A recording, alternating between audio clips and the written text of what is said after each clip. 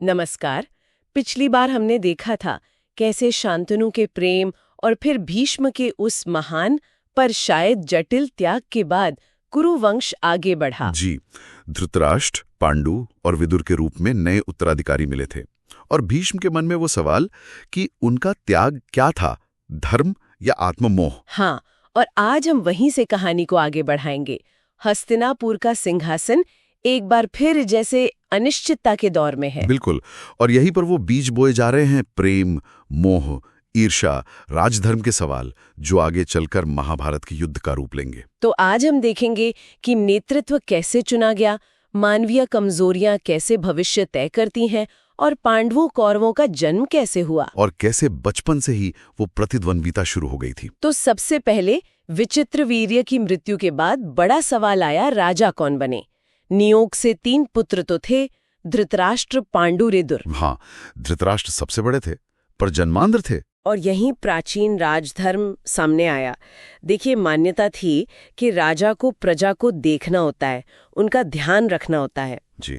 नेत्रहीन होना इसमें एक बाधा मानी गई। जी। आदि पर्व के अध्याय 106 में ये बात साफ कही गई है। एक श्लोक है, नेत्रहीनम महाभागम सर्वसत्वा धृतराष्ट्रकम राज्यम न प्रभवत तस्य धर्म तत्वस्विदामात। इसका मतलब यही कि धर्म के जानकार मानते थे कि नेत्रहीन होने के कारण धृतराष्ट्र राज्य के लिए उपयुक्त नहीं है। तो फिर तो निर्णय हुआ कि पांडु राजा बने। वो शारीरिक रूप से शायद पूरी तरह ठीक नहीं थे, पर दृष्टिहीन नहीं थे, बलवान थे, पराक्रमी थे। और धृतराष्ट्र ने मान लिया। हाँ, उन्होंने सहमति दी। हाँ। और ज्ञानी विदुर को महामंत्री बनाया गया। देखिए, यहाँ नेतृत्व का एक बड़ा व्यवहारिक पक्ष सामने आता है। योग्यता सिर्फ जन्म या ज्येष्ठता पर नहीं बल्कि क्षमता पर आधारित थी। हाँ, बिल्कुल। हालांकि ये निर्णय शायद परिस्थितियों की देन ज्यादा था और धृतराष्ट्र का ये शारीरिक अंधत्व आगे चलकर उनके मोह और नैतिक अंधत्व का प्रतीक बन गया। ये बहुत महत्वपूर्ण है। सही कहा। तो पांडु राजा बने, उनका विवाह हुआ कुंती से और माद्री से। कुंती को हम जानते हैं वो दुर्वासा ऋषि वाला वरदान प्राप्त था। जी, देवताओं का आवाहन करके पुत्र पाने का वरदान। हाँ, लेकिन फिर कहानी में एक बड़ा दुखद मोड़ आया। पांडु वन में शिकार खेल रहे थे। हाँ, वो ऋषि किंदम वाली घटना। बिल्कुल। उन्होंने मृग रूप धरे ऋषि किंदम और उनकी पत्नी को एक निजी क्षण में देखा और अनजाने में बाण चला दिया। बहुत बड़ी भूल हुई उनसे। हाँ, और मरते हुए ऋषि ने उन्हें शाप दिया। आदि पर्व अध्याय 107 में वो शब्द है, कामातः कामुका हस्ति तस्मात् त्वं मरणं गच्छ इत्युक्त्वा स ऋषि कामी ममार मृग रूप ठृक। ओ, मतलब ये कि जैसे तुमने काम में लीन प्राणी को मारा है, वैसे ही जब तुम अपनी पत्नी के साथ उस स्थिति में होगे, तुम्हारी मृत्यु हो जाएगी। कि तो बहुत बहुत कठोर शाप था और ये कर्मफल सिद्धांत को दिखाता है। अनजाने में किया गया कर्म भी कैसा परिणाम ला सकता है। सही बात है। और इच्छाओं पर, आवेग पर संयम कितना जरूरी है, खासकर एक राजा के लिए। उनकी एक भूल पूरे राज्य को प्रभावित कर सकती है। बिल्कुल। इस शाप के बाद पांडु पूरी तरह टूट गए। उन्हें लगा कि अब वो राजधर्म नहीं निभा सकते। तो उन्होंने क्या किया? उन्होंने दुखी मन से सिंहासन अपने भाई धृतराष्ट्र को सौंपा।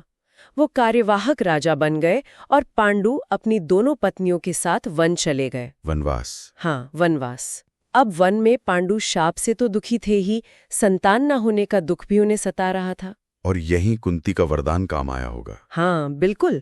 कुंती ने पहले धर्मराज का आह्वान किया, युधिष्ठिर का जन्म हुआ, फिर वायुदेव से भीम जन्मे और इंद्रदेव से अर्जुन। तीनों महान योद्धाओं के पिता देवता थे। जी। फिर कुंती ने यही मंत्र माद्री को दिया और माद्री ने अश्विनी कुमारों का आह्वान किया, जिससे नकुल और सहदेव जुड़वा भाई जन्मे। और ये 5 पांडव कहलाए। हाँ, ये 5 पांडव।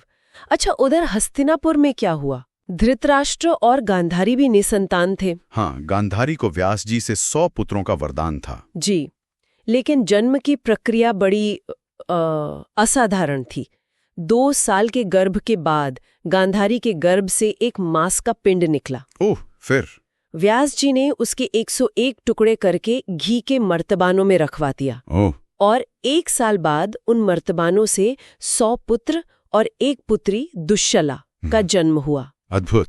सबसे पहला पुत्र था दुर्योधन, और कहते हैं कि उसके जन्म के समय कई अपशकुन हुए, सियार रोए, गधे रेंगे। अपशकुन? हाँ। तो क्या किसी ने कुछ कहा नहीं? विदुर ने कहा था। उन्होंने अनिष्ट की आशंका देखकर कहा कि इस बालक का त्याग कर देना चाहिए, पर धृतराष्ट्र पुत्र मोह में उन्होंने ये सलाह नहीं मानी। और यहीं से वो सारी समस्याएं शुरू हुई। हाँ। धृतराष्ट्र का मोह। हाँ, और ये 100 भाई कौरव कहलाए।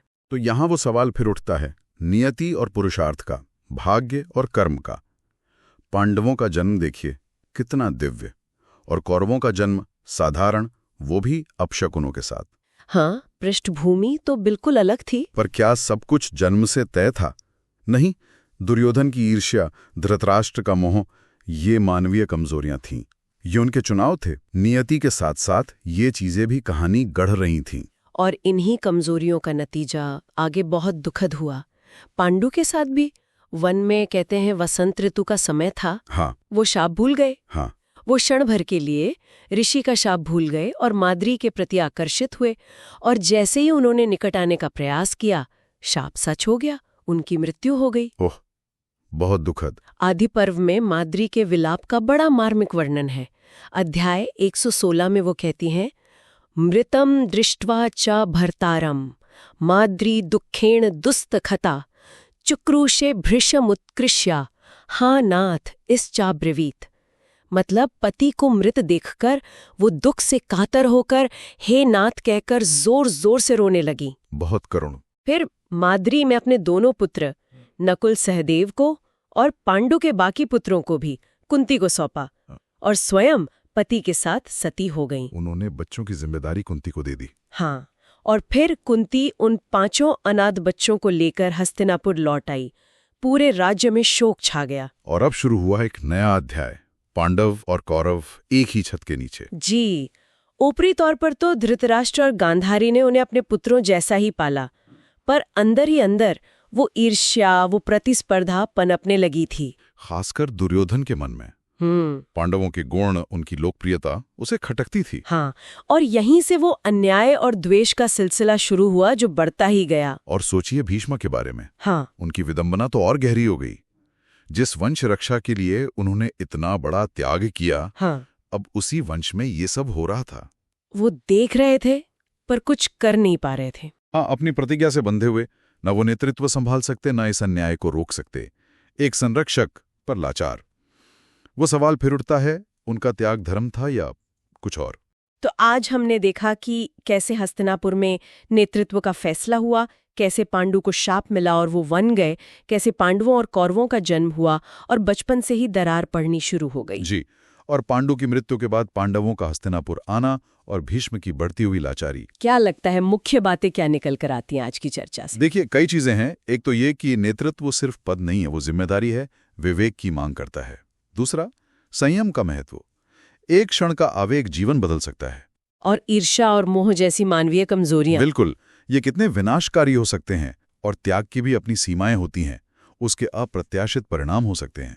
हमारे फैसले सिर्फ हम तक नहीं रहते, वो आने वाली पीढ़ियों को प्रभावित करते हैं। और शायद ये सवाल भी कि हम अपने जन्म और परिस्थितियों से कितने बनते हैं और अपने कर्मों, अपने चुनावों से कितने, अपनी कमजोरियों पर काबू पाकर कितना। बहुत गहरा सवाल है ये। अगली बार हम इसी कहानी को आगे बढ़ाएंगे, देखेंगे कि गुरु द्रोण के आने से पांडवों और कौरवों की शिक्षा कैसे हुई और ये प्रतिद्वंदिता कैसे और बढ़ी, न्याय और अन्याय के बीच की रेखा कैसे धुंधली होने लगी। तो जुड़े रहिएगा।